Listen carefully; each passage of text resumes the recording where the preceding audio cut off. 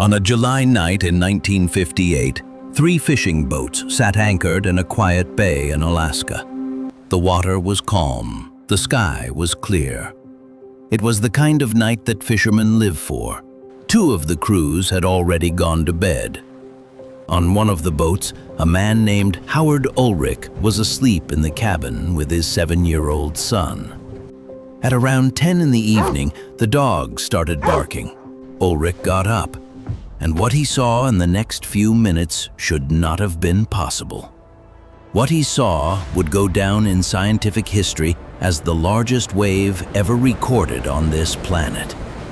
Not 30 meters, not 50, more than 500 meters tall, over 1,700 feet, a wall of water higher than the Empire State Building, higher than almost every skyscraper humans have ever built, rising out of a peaceful Alaskan bay and coming straight toward him.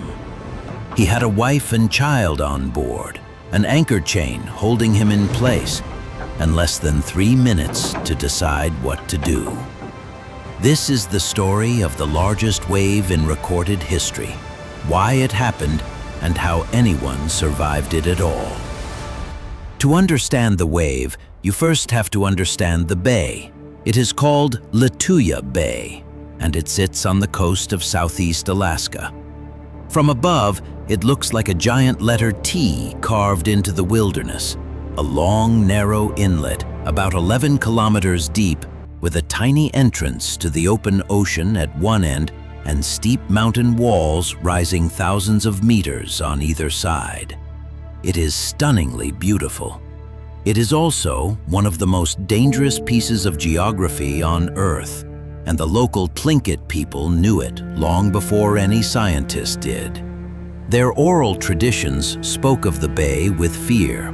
Stories described a spirit that lived in the water and shook the bay, destroying canoes and drowning those who entered. For generations, people avoided it. That fear was not superstition, it was memory. It was a warning system encoded in story, passed down from the last time the bay had done what it was about to do again. Because this had happened before. The bay had shown its trees.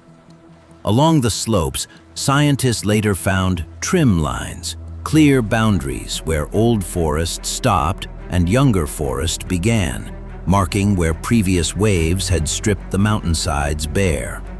Lituya Bay had a history.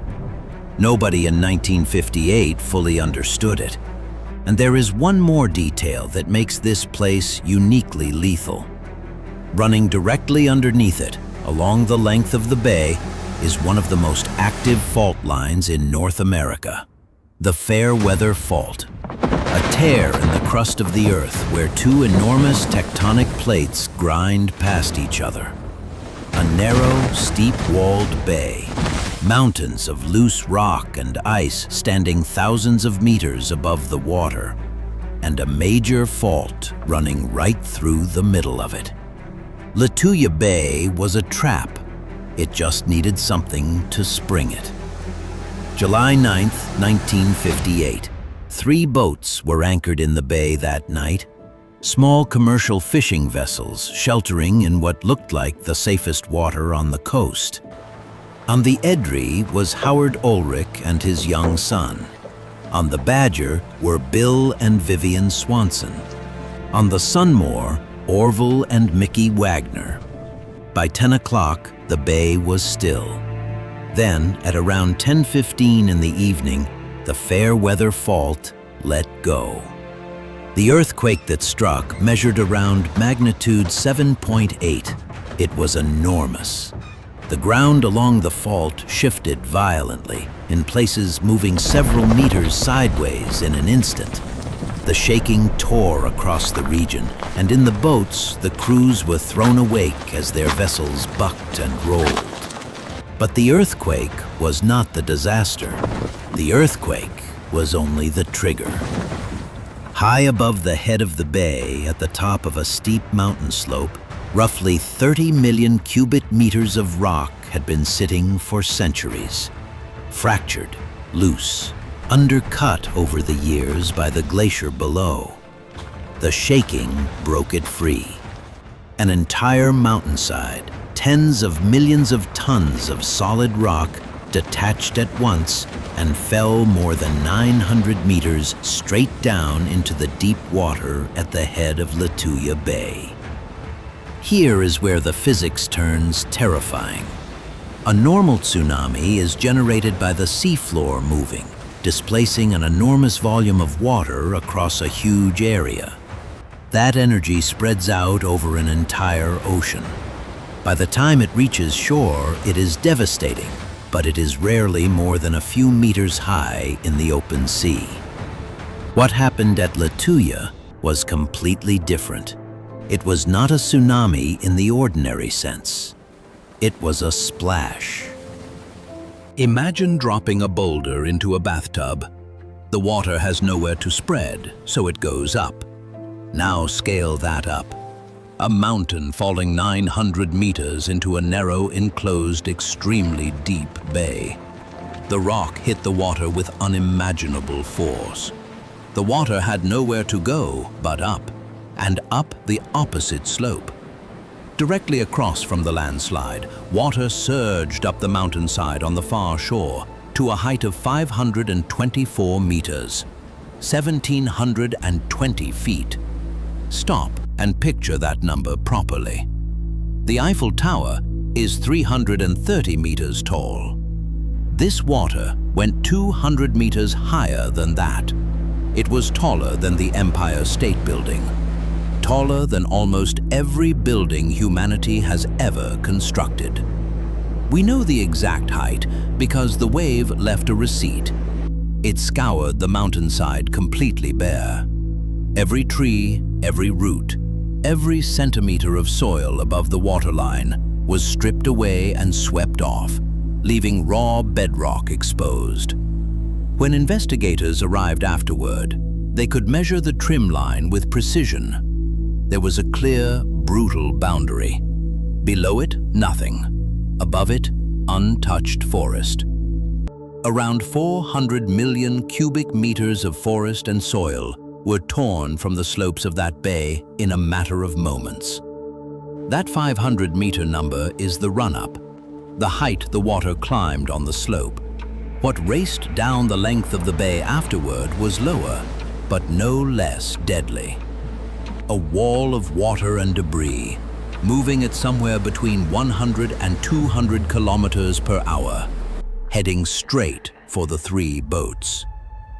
Howard Ulrich saw it coming. He described watching the water rise at the head of the bay, an enormous wall moving toward him, and hearing a deafening roar. He grabbed his son, made sure his life jacket was on, and tried to start the engine and get the anchor up. The anchor would not come free. It was jammed. This is the moment that decides everything. A chained boat in front of a wall of water is a dead boat. Ulrich made a decision that saved both their lives. He gave the engine power and let the wave take him, and the force of the water snapped the anchor chain. The Edry was carried up the face of the wave.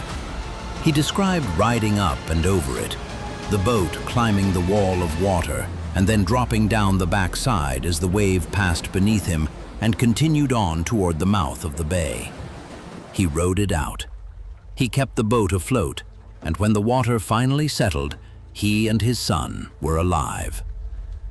On the Badger, Bill and Vivian Swanson experienced something even harder to believe.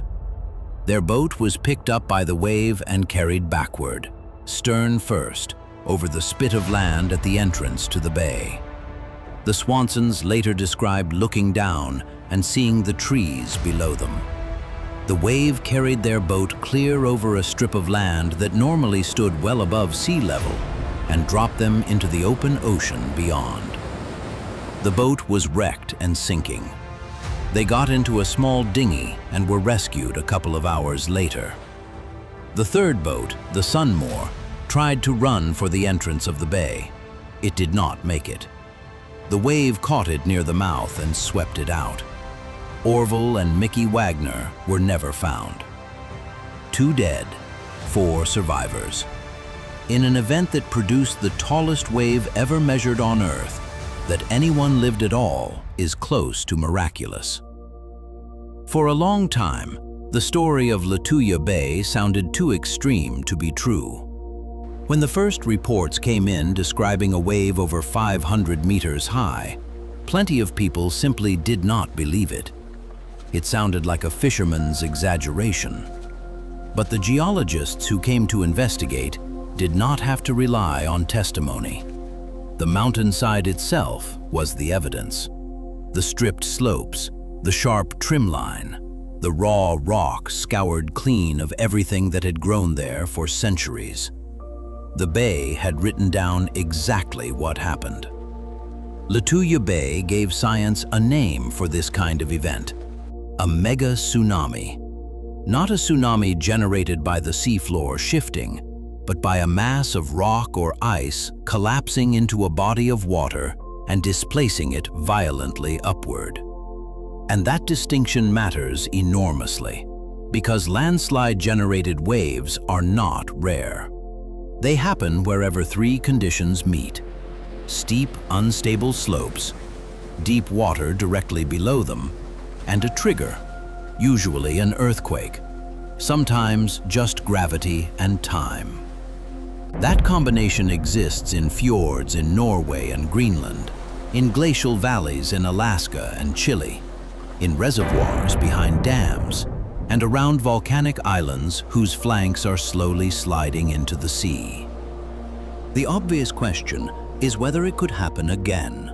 The answer is that it already has, on smaller scales, more than once. In recent decades, scientists have documented landslide-generated waves in Alaskan fjords, some reaching heights of tens or even hundreds of meters. And there is a growing concern connected to a changing climate.